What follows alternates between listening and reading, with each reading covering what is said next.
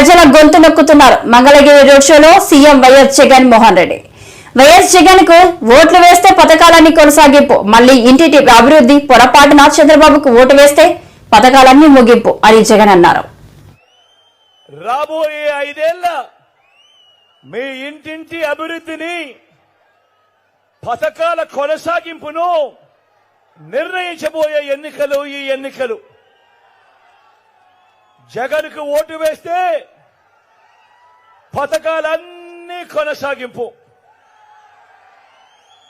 ఇంటింటి అభివృద్ధి. అదే పొరపాటున చంద్రబాబుకు ఓటు వేస్తే పథకాలన్నింటి ముగింపు, మళ్లీ మోసపోవటమే. ఇది చంద్రబాబు గత చరిత్ర చెప్పిన సత్యం. ఇది సాధ్యం కాని హామీలతో ఆయన ఇచ్చిన మేనిఫెస్టోకు ఇది అర్థం. అందరూ కూడా ఈ విషయాలను గుర్తుపెట్టుకోమని కోరుతా ఉన్నా. పొరపాటున చంద్రబాబును నమ్మటము అనంటే కొండ చిలువ నోట్లో తలబెట్టడమే అన్నది ప్రతి ఒక్కరిని కూడా జ్ఞాపకం పెట్టుకోమని కోరుతా ఉన్నా. ఇవాళ మీ అందరితో కూడా ఈ విషయాలు చెబుతూ మీ అందరినీ కూడా ఆలోచన చేయమని కోరుతా ఉన్నా.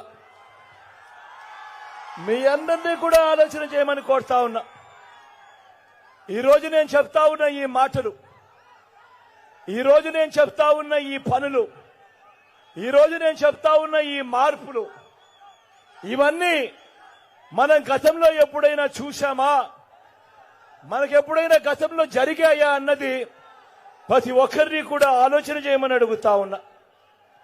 దేవుడి దయతో మీ అందరి చల్లని దీవెనలతో ఈ 59 నెలల్లోనే గతంలో ఎప్పుడూ జరగని విధంగా, రాష్ట్ర చరిత్రలో ఎప్పుడూ చూడని విధంగా మొట్టమొదటిసారిగా నా అక్క చెల్లెమ్మల కుటుంబాలకు, మొట్టమొదటిసారిగా నా అక్క చెల్లెమ్మల కుటుంబాలకు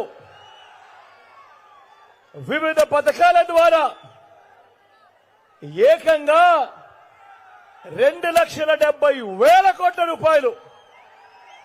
మరొక్కసారి చెప్తా ఉన్నాను, వివిధ పథకాల ద్వారా ఏకంగా 2,70,000 కోట్ల రూపాయలు నా అక్క చెల్లెమ్మల కుటుంబాలకు 130 సార్లు మీ బిడ్డ బటన్ నొక్కి, 130 సార్లు మీ బిడ్డ బటన్ నొక్కి, ఎక్కడ లంచాలు లేకుండా, ఎక్కడ వివక్ష లేకుండా నేరుగా మీ బిడ్డ బటన్ నొక్కుతా ఉన్నాడు. నేరుగా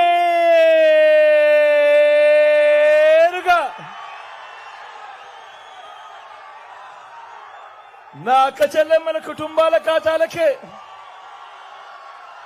వారి చేతికి నేరుగా డబ్బులు వెళ్ళిపోతా ఉన్నాయి. నేను అడుగుతా ఉన్నా, ఇలా ఈ మాదిరిగా గతంలో ఎప్పుడైనా కూడా ఈ మాదిరిగా బటన్లు నొక్కడం, నేరుగా నా అక్క చెల్లెమ్మల కుటుంబాల ఖాతాలకే నేరుగా వెళ్లిపోవడం గతంలో ఎప్పుడైనా జరిగిందా అని అడుగుతా ఉన్నాను. మీ బిడ్డ జరిగిందా అన్నా? జరిగిందా తమ్ముడు? జరిగిందా తమ్ముడు? జరిగిందా అక్క? జరిగిందా చెల్లెమ్మ? ఎప్పుడు జరగని విధంగా మొట్టమొదటిసారిగా దశాబ్దాలుగా రాష్ట్రం ఏర్పడిన తర్వాత మన ప్రభుత్వం వచ్చేంత వరకు కూడా రాష్ట్రంలో ఉన్న ఉద్యోగాలు ఎన్ని అనంటే 4 లక్షలు. మరి మీ బిడ్డ కాలంలో, ఈ 59 నెలల కాలంలో మీ బిడ్డ వచ్చిన తర్వాత ఏకంగా మరో 2,30,000 కోట్ల, 2,31,000 ఉద్యోగాలు ఇచ్చాడు మీ బిడ్డ అధికారంలోకి వచ్చిన తర్వాత. మొట్టమొదటిసారిగా గతంలో ఎప్పుడూ జరగని విధంగా మేనిఫెస్టో అన్నది ఈ రోజు మొట్టమొదటిసారిగా విశ్వసనీయతకు అనే పదానికి అర్థం తీసుకొచ్చు మేనిఫెస్టో అన్నది గతంలో మాదిరిగా ఎన్నికలప్పుడు రంగురంగుల కాగితాలిచ్చి రంగురంగుల అబద్ధాలు చెప్పి ఎన్నికలైపోయిన తర్వాత చెత్తబుట్టలో వేసే రోజుల నుంచి ఏకంగా మేనిఫెస్టో అన్నది ఒక ఖురాన్గా, ఒక భగవద్గీతగా, ఒక బైబిల్గా భావిస్తూ మేనిఫెస్టోలో చెప్పినవి ఏకంగా 99% హామీలను అమలు చేసి నా అక్క చెల్లెమ్మల ఇళ్లకే, నా అక్క చెల్లెమ్మల కుటుంబాలకే ఆ మేనిఫెస్టో పంపించి అక్క మీరే టిక్కు పెట్టండి, చెల్లెమ్మ మీరే టిక్కు పెట్టండి, అన్న ఇవన్నీ చెప్పాడు, ఇవన్నీ జరిగాయా లేదా మీరే టిక్కు పెట్టండి అని చెప్పి మొట్టమొదటిసారిగా అక్క చెల్లెమ్మల కుటుంబాలకు పంపించి